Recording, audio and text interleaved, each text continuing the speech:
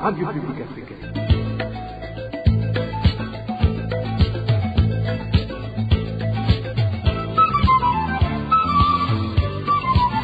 Radio Publique Africaine.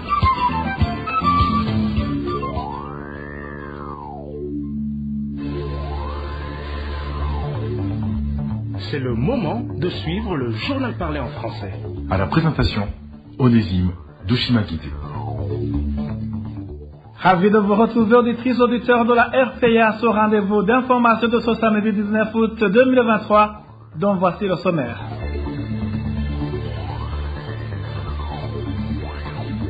La population du site et le déplacé de Ruhororo en province Ngozi s'inquiète des réunions nocturnes organisées par le secrétaire général du parti CNDD-FDD. La justice burundaise est une justice de 2 poids 2 mesures. Et propos du président du parti RDB, après que le ministre burundais de l'Intérieur ait affiché une incapacité à agir contre l'administrateur de la commune Mukaza, mairie de Bujumbura, cité dans le détournement de 15 tonnes de sucre. Des mesures contraignantes sont envisagées à l'endroit des fabricants de boissons qui sont en train de détruire la santé de la population, a martelé le ministre burundais de l'Intérieur. Voilà pour le sommaire.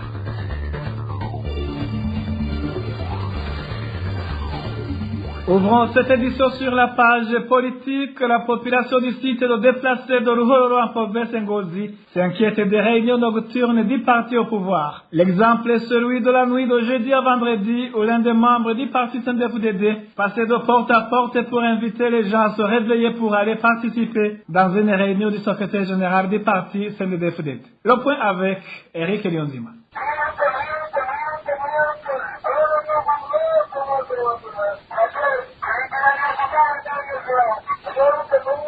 Nous sommes vendredi à 1h du matin dans le site de déplacés de Ruhororo, en zone et commune Ruhororo de la province Ngozi. Le parti CNDD-FDD réveille la population et l'appelle à participer dans une réunion du parti. Son message invite la population à venir à temps.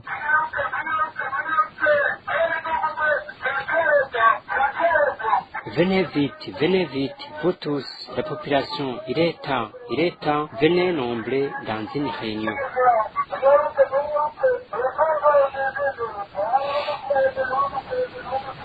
Les habitants des cités de Ruhororo disent avoir peur de ces réunions nocturnes. Selon eux, on a commencé à appeler la population à participer dans une réunion à 1h du matin. On devrait attendre jusqu'à 5h du matin. Même si nous étions des membres du parti CNDD-FDD, nous devons avoir peur de ces réunions pendant les heures avancées de la nuit. Ils ont appelé des enfants, des femmes, des jeunes. De telles réunions risquent d'être une menace à la sécurité. De telles réunions n'augurent rien de bon. Les habitants de la commune Ruhororo demandent que ces réunions organisées pendant la nuit cessent. Nous n'avons pas pu joindre le président du parti CNDD-FDD en commune Ruhororo ainsi que Martin Wilkundi, administrateur de la commune Ruhororo, pour donner des éclaircissements. Toujours en page politique, les entraînements paramilitaires et enseignements divisionnistes organisés à l'endroit des Imbonerakure du parti CNDD-FDD en commune Kayogoro de la province de Makamba par le pouvoir en place pourrait engendrer le chaos dans le pays. Propos de Jean Bosco Wigemera, vice-président de la coalition CEFOR Arusha. Pour lui donc, ces enseignements auraient pour objectif de faire peur aux membres de l'opposition afin de les contraindre à fuir le pays. Ce politique demande à la population burundaise de ne pas se soumettre à la tentation, mais plutôt de rester unis et faire face à l'ennemi commun, la pauvreté. Les enseignements paramilitaires dont bénéficient les jeunes de la milice Imbonerakure ont commencé depuis longtemps. Il vous souviendra déjà qu'en 2014, ces entraînements se faisaient à l'est de la République démocratique du Congo, à Kiriba-Ondès.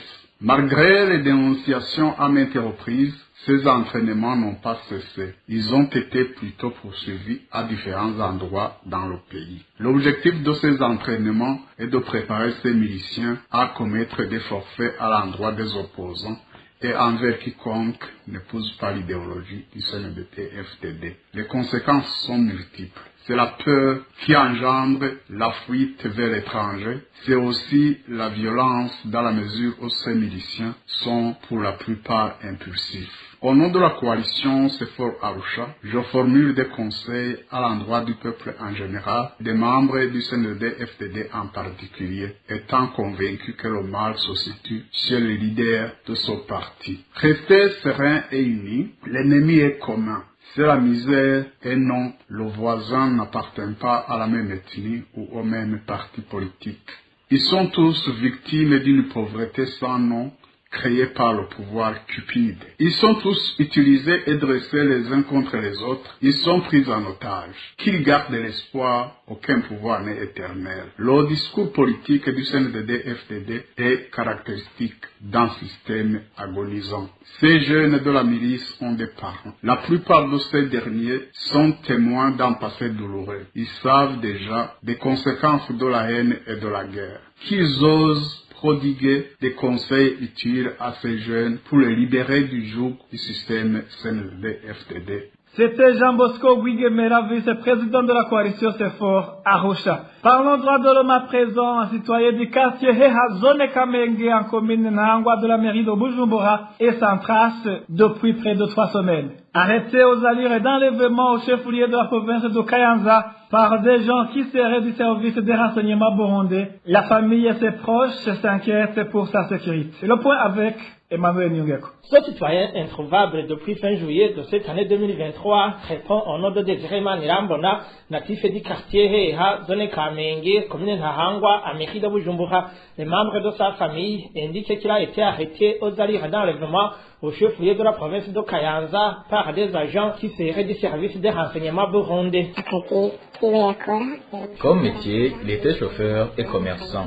Il a été kidnappé le 31 juillet par des gens qui se trouvent être du service de renseignement alors qu'il achetait des marchandises à Kayanza. C'était à 17h. Embarqué à bord d'un véhicule de type pick-up, nous ne savons pas où il est. Il a été conduit dans des conditions inhumaines et si jamais il serait accusé de quelque chose, qu'il soit traduit devant la justice. Depuis le jour de l'arrestation de Désiré Manirambona, son téléphone portable reste éteint et la famille n'a aucune nouvelle de lui. Selon les informations reçues, ce véhicule aurait pris la direction de la ville de Bujumbura et roulé à grande vitesse. Nous ne sommes pas parvenus à connaître son immatriculation. Nous l'avons cherché sur son téléphone, mais il est éteint depuis cette date jusqu'à aujourd'hui. La famille et ses proches commencent à s'inquiéter pour sa sécurité. Nous avons tenté de chercher dans tous les cachots, mais sans succès. Aidez-nous donc à chercher le nôtre. S'il est mort, qu'il nous montre son corps afin de l'enterrer dignement. Et s'il est encore vivant, qu'on le sache également. Désiré Manirambona, âgé de 35 ans, est marié et père de 4 enfants. Toujours en page des droits de l'homme, la méchanceté et le manque de dignité envers les réfugiés burundais sont les principales causes qui ont poussé les Tanzaniens à tuer sauvagement le nommé Albert Minani, réfugié burundais du camp de Nyarugusu. Propos de Frédéric Bamvuginyumvira, ancien vice-président de la République du Burundi. Selon lui, le pire est que même la police tanzanienne n'est pas intervenue. Suivez plutôt Frédéric Bamvuginyumvira. Effectivement, nous avons appris par la voie des ondes la situation dans le camp des réfugiés burundais de Nyarugusu en Tanzanie. Un certain Minani Albert a été tué lâchement par des responsables d'un troupeau, des responsables tanzaniens qui venaient faire paître leur troupeau dans un champ de tomates tenu par Minani Albert. Et voilà que Minani s'est tenté d'éloigner ses vaches de son champ et les propriétaires tanzaniens ont décidé de abattre Minani Albert par un coup de massue et puis ils l'ont décapité comme si cela ne suffisait pas. C'est une honte dans un État organisé comme la Tanzanie. En fait, quelqu'un qui a fui vers toi mérite d'être protégé en vertu de la loi qui protège tous les réfugiés. Et on ne peut pas accepter qu'il y ait quelqu'un qui s'arroge le droit de tuer une autre personne uniquement parce que réfugié. Quelle est l'explication? Pour nous, la première explication, c'est que, en fait, les Tanzaniens considèrent depuis longtemps les Burundais qui ont fui là-bas comme des sous-êtres, des sous-hommes, que l'on peut écraser, tuer, que l'on peut chasser, et que l'on peut faire du n'importe quoi, parce que pour eux, ce ne sont pas des hommes. Or, ça c'est une mauvaise interprétation des choses. Celui qui a fui aujourd'hui peut retourner dans son pays, et celui qui est dans son pays peut se retrouver réfugié demain. Parce que c'est comme cela que le monde est organisé. Les choses qui nous menacent sont de plusieurs ordres. Ça peut être la guerre, ça peut être des catastrophes, mais dans tous les cas, personne n'est sous l'abri de toutes ces choses-là. Alors maintenant, quand on arrive jusqu'à tuer quelqu'un, décapiter quelqu'un, et que le policier, le chef de police qui est passé, au lieu de s'apitoyer sur la situation, il a tenté de menacer plutôt les Burundais qui ont essayé de venir voir ce cadavre. Et pour lui, il a dit, il pourrait pu même être tué, peut-être être frappé jusqu'à le rendre infirme, parce que ces Burundais ne comprenaient pas qu'ils doivent respecter les consignes données aux réfugiés. En tel langage d'un policier, d'un responsable de la sécurité, c'est un langage peut-être digne d'autres siècles. En tout cas, je reviens sur ce que j'ai déjà dit. Un homme, c'est un homme. La dignité humaine doit lui être reconnue, y compris par les policiers. Et ici, le chef de police, c'est l'ordre. L'ordre, c'est le président de la République. De plus, selon Frédéric Wambugnyumvira, le silence du HCR face à cette criminalité montre sa complicité avec le gouvernement tanzanien qui n'assurait pas convenablement son rôle de protéger les réfugiés. Ainsi, l'ancien vice-président promet qu'il va adresser une correspondance au HCR et au gouvernement tanzanien pour leur demander le pourquoi de ces crimes. Encore une fois, Frédéric Wambugnyumvira. J'en appelle à Madame la présidente de la Tanzanie de tenir compte de ces Burundais qui ont fui vers son sol et qu'ils doivent être considérés comme des Burundais à part entière, même réfugiés, mais qu'au-delà, ce sont des personnes qui doivent mériter leur dignité. Donc, je demande au président de la Tanzanie de tout faire pour mettre fin à ce désordre que nous observons dans les camps burundais en Tanzanie. Ici, j'en viens peut-être maintenant au rôle de HCR. Le HCR est tenu absolument de faire respecter la sécurité des réfugiés. Et ici, on ne peut pas comprendre comment le HCR essaie de faire une distinction entre les réfugiés congolais, les réfugiés des autres pays, des réfugiés burundais qui sont maltraités et que le HCR semble être d'accord. Cependant, nous entendons qu'il y a beaucoup de délégations internationales qui passent en Tanzanie, vérifier ce qui est dit et constatent que c'est effectivement ce qui a été dit est conforme à ce qu'ils constatent. Donc nous disons, HCR, il est aux responsables de HCR de tout faire pour régler ces problèmes définitivement. Et ici, nous disons aux responsables burundais qui sont dans des organisations de lutte pour les droits de l'homme de se saisir de la question. De notre côté, nous allons saisir l'HCR Genève pour essayer de comprendre, de nous expliquer pourquoi cette situation. Je crois que nous, les Burundais, nous devions absolument nous lever comme un seul homme pour défendre les intérêts de nos Burundais, même réfugiés. Ce sont toujours des Burundais et nous devons défendre leurs droits. Rappelons que le nommé Albert Minami, réfugié burundais du camp de Nyarugusu, a été tué mercredi dernier par des éleveurs tanzaniens pour avoir refoulé leurs vaches qui allaient endommager son champ de tomates. Après une petite transition, nous parlons gouvernance.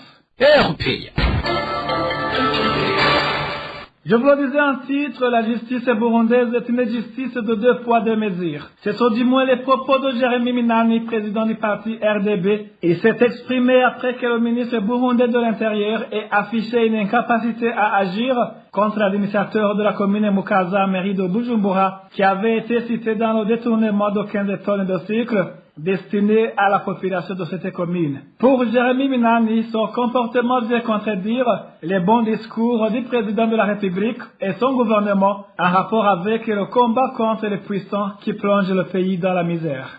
Ces propos du ministre de l'Intérieur contredisent d'abord M. Evariste Ndayishimiye et ses ministres, à commencer par le Premier ministre et le même ministre même de l'Intérieur, qui ne cessent de manipuler l'opinion nationale et internationale en affirmant gratuitement qu'ils sont en train de combattre les grands du régime qui en réalité veulent s'assurer l'impunité. Mais un de ces superpuissants du régime vient d'être attrapé en flagrant délit, en train de commettre une infraction.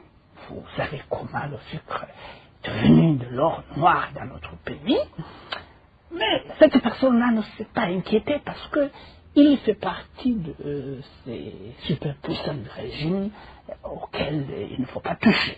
Donc c'est M. Vassilevski, ce ministre qui en tout cas protège ces superpuissants du régime. Donc ils sont mouillés dans le même système politico-juridico-militaire que nous avons dans notre pays, qui fait que lorsque un simple citoyen commet une petite infraction comme un vol de maïs ou un vol de banane, il est immédiatement affiché dans les médias, sur la télévision nationale, comme quoi un grand criminel a été attrapé. Mais lorsque un ministre, un ami d'un ministre, un parlementaire ou un autre puissant du système CNDD-FDD commet une infraction grave, il ne s'inquiète pas parce qu'il est protégé par Vassilevski et son système de justice inéquitable. En deuxième lieu, il faut reconnaître finalement que c'est une preuve évidente que nous avons dans notre pays une justice en effet inéquitable, une justice à deux niveaux. Il y a d'une part une justice qui sanctionne les citoyens ordinaires qui commettent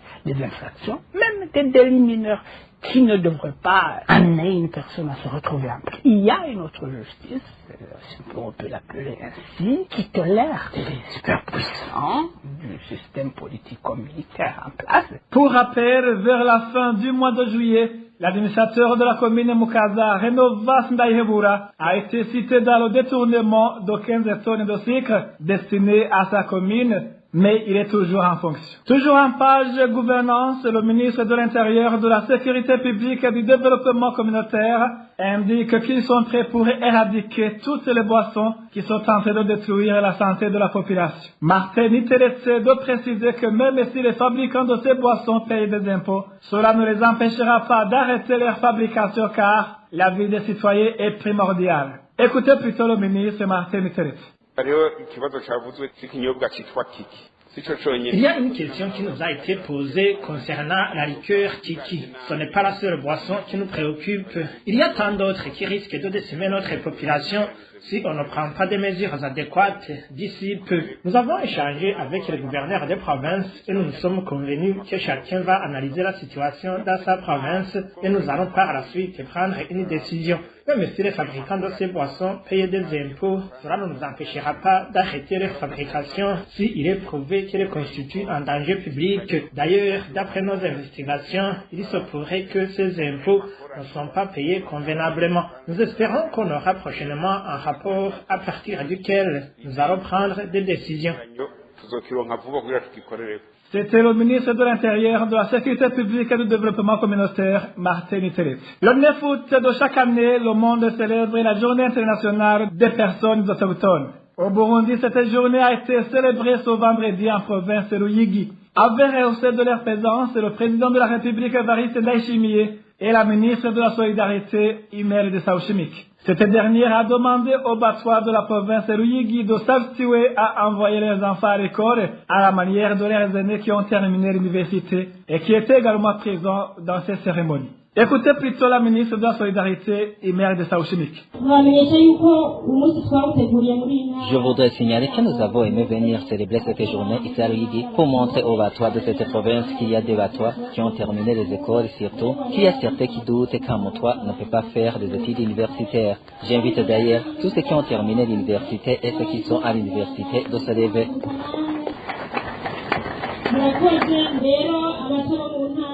Que donc les battoirs de la province de Ruyigi sachent qu'il y a des battoirs qui sont en train de faire l'université. Ils risquent de découvrir à la longue qu'ils sont les seuls qui n'ont pas étudié. Nous lançons un appel à leur rencontre pour les encourager à étudier car c'est important dans la voie de développement dans laquelle nous sommes. C'est également une occasion de demander aux autorités à la base de sensibiliser et aider dans l'éducation des battoirs. Celui qui a parlé au nom de la communauté Batwa a demandé au président de la République, Évariste Ndayishimiye, de leur donner une assistance dans différents secteurs de la vie dans lesquels ils se sentent écartés, tels que l'éducation, la représentation dans les organes de l'État et une assistance pour développer leur métier de poterie.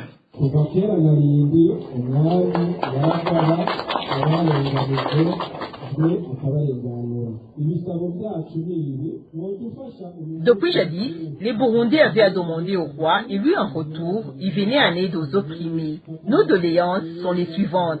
Aider à ce que cette journée soit reconnue comme journée nationale. Ce serait une bonne occasion pour enseigner aux Burundais de ne plus écarter personne. Donner aux Batwa les terres cultivables et les appuyer dans le secteur agricole comme tous les autres Burundais.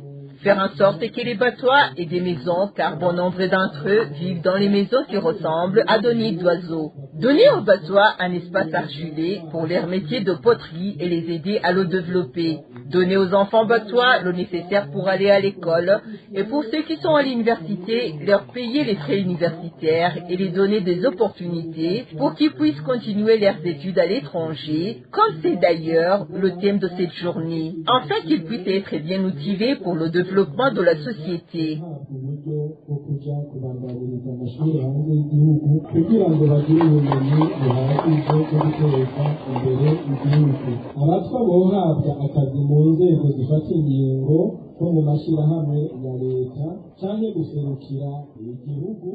Avoir des places dans les organes de prise de décision ou de représentation du pays à l'étranger, car il y a des organes qu'on dirait interdits aux Batwa.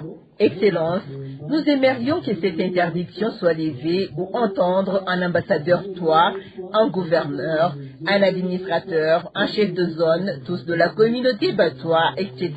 Et d'autres organes qu'on dirait interdits aux Batwa, qui d'ailleurs vous connaissez vous-même. Inclure dans la Constitution et d'autres textes qui écartent les Batwa. Les 10% pour la communauté Batwa au lieu de 60% et 40%, qui y ait un partage équitable.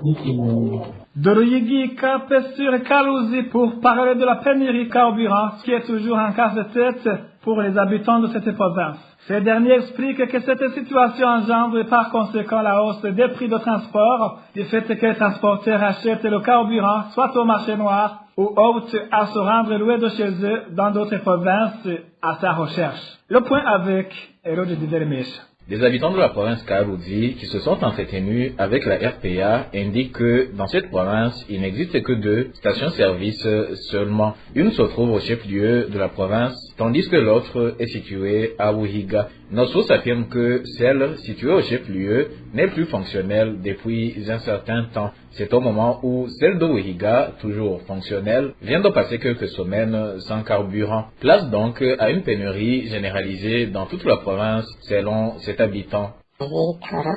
La pénurie de carburant est un casse-tête.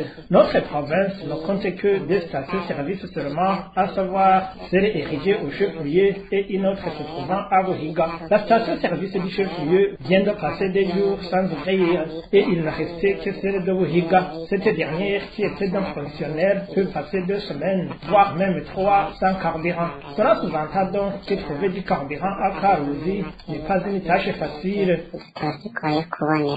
Les transporteurs peinent ainsi à travailler et optent à majorer les prix de transport une fois qu'ils trouvent le carburant pour récupérer les dépenses utilisées à sa recherche. Certains transporteurs se rendent dans les provinces voisines de Kalouzi pour s'approvisionner et d'autres achètent le carburant au marché noir à un prix supérieur à 10 000 francs burundais pour 1,5 litres. Les conséquences se remarquent car actuellement les conducteurs de moto ont donc augmenté le prix. Le trajet pour lequel on payait 3 000 francs, il est actuellement payé à 5 000 francs. Souvent les transporteurs se rendent à Gitega ou à Muyinga pour s'approvisionner en carburant. Un autre endroit où le carburant est disponible, c'est au marché noir. Et 1,5 litre se vend soit à 12 000 ou à 13 000 francs. À l'heure actuelle, ces habitants de Karoudi demandent aux autorités provinciales et au gouvernement de trouver une solution à cette pénurie du carburant. Vous saurez qu'au cours de cette semaine, le ministre de l'Intérieur a été questionné par les sénateurs sur l'insuffisance des stations-service qui s'observent dans plusieurs localités du pays. Martin Nitelete a répondu que cette insuffisance est réelle et qu'une solution est envisageable dans l'avenir car leur installation demande des capitaux supplémentaires alors que même les actuels investisseurs dans ce secteur ne sont que des entrepreneurs privés. Merci à toi aussi, Eloge Duvelle Mécha. Après une petite transition, sera le moment du mini-magazine au cœur de la société. Le mini-magazine au cœur de la société d'aujourd'hui revient sur l'optimisme du président de la République, Evariste Ndayishimiye, quant à la performance de la Cour suprême, dont les nouveaux membres ont prêté serment la semaine dernière. Au cœur de la société vous est présenté par Bonfils Nyongé. Au cœur de la société. Au cœur de la société est une émission de tous les samedis, préparée en synergie par les radios Inzamba, Agate Kakawe, Radio RPA, Idouya Wanyagihugu, ainsi que la radio-télévision Renaissance. Oui, nouveaux membres de la Cour suprême ont prêté serment vendredi le 11 août 2023 devant le chef de l'État et magistrat suprême. Evariste Ndayishimiye leur a demandé de contribuer à la promotion de la justice burundaise, d'être des personnes justes, intègres et déterminées, contrairement aux autres instances judiciaires qui prônent de l'injustice. Une mission impossible pour les hommes de loi et activistes burundais. D'où vient cette méfiance et pourquoi? Les réponses à toutes ces questions, c'est dans le mini-magazine au cœur de la société de ce samedi 19 août 2023. À la présentation, vous êtes avec Bonfils Nyongere. Bienvenue. Devant Dieu Tout-Puissant, moi, Rose Ngolarimana, président de la Chambre judiciaire de la Cour suprême, je jure de respecter la Cour. Après des cérémonies de prestation de serment des nouveaux membres de la Cour suprême, le président Evariste Ndayishimiye a reconnu qu'il y a aujourd'hui un bras de fer entre la justice qui prône l'impunité et le chef de l'État qui veut que la justice soit au service de la population, justifiant ainsi la nomination de ces nouveaux membres de la Cour suprême. Le chef de l'État leur a demandé de conduire le changement dans le secteur de la justice, étant donné que cette Cour constitue l'organe suprême de la justice burundaise. Auparavant, le chef de l'État utilisait la justice comme son instrument, contrairement à aujourd'hui où le président de la République demande plutôt que l'injustice et la persécution soient éradiquées dans le pays. Mais le corps judiciaire dit non. Il soutient la répression, il soutient ceux qui violent la loi. C'est du jamais vu dans le pays quand un chef de l'État s'engage dans un bras de fer contre le corps judiciaire, alors qu'il ne cherche pas à l'instrumentaliser, alors qu'il lui demande tout simplement de servir convenablement la population. Alors, allons-nous fermer les yeux? Allons-nous accepter de devenir la risée de tout le monde? Parce que je me demande, vous savez, la justice, c'est la responsabilité internationale de l'État. La lutte contre l'impunité, c'est le devoir premier des Nations Unies. Comme les Nations Unies doivent vérifier si les pays luttent contre l'impunité, et qu'au Burundi, je lutte tous les jours pour éradiquer l'impunité. Dites-moi, si un jour l'ONU vient faire l'évaluation et moi je décide de radier le corps judiciaire, est-ce que l'ONU sera contre moi ou contre la justice?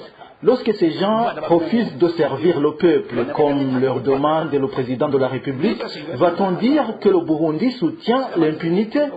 Le Burundi que je représente soutient les sanctions à l'égard des auteurs d'infractions. Et si la justice soutient l'impunité, moi je vais la combattre et les Nations Unies seront de mon côté. Alors, vous, les nouveaux membres, ne confondez pas les nouvelles fonctions avec celles que vous occupiez dans les tribunaux. Il faut comprendre que nous sommes en train de tracer une nouvelle ligne de conduite pour pouvoir vous-même faire respecter la justice. Pour Maître Vital Chemirimana, délégué général du Forum pour le renforcement de la société civile force, cette Cour n'est pas capable de défendre la légalité au profit de la population burundaise, selon cet ancien président du syndicat des magistrats du Burundi, Simabou. Il est impossible de compter sur une Cour suprême qui se permet de condamner des gens qui n'ont jamais comparu. Rien ne justifie l'optimisme du président Ndayishimiye quand il parle des performances de la Cour suprême, quand il promeut ou quand il instruit à ses magistrats de rendre la justice et de servir de modèle à d'autres instances judiciaires.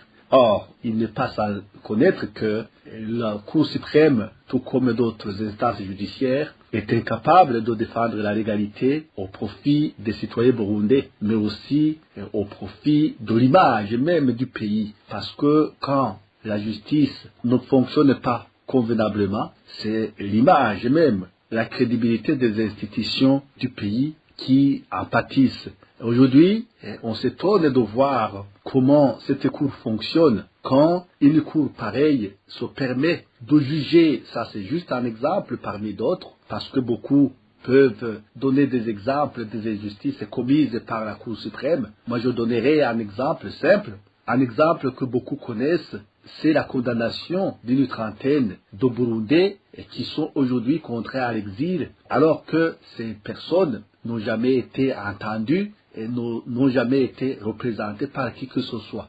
En pareille circonstance, on sait que les conséquences d'une telle décision sont extrêmement grandes, sont extrêmement importantes, parce que, après tout, les concernés ont interjeté, après ont saisi des mécanismes des droits humains et des procédures qui vont aboutir à des condamnations de l'État du Burundi qui va être contraint à payer des réparations aux personnes lésées. Et ceci contribue à la décrédibilisation de l'appareil judiciaire, mais aussi des institutions du Burundi en général. Et donc, nous pensons que ce que le président du Burundi devrait faire, à part la nécessité de mieux identifier des magistrats à la hauteur de la mission qui est celle de la Cour suprême, il devrait absolument sanctionner certains magistrats comme Gatteretse Emmanuel, l'actuel président de la Cour suprême, parce qu'il a démérité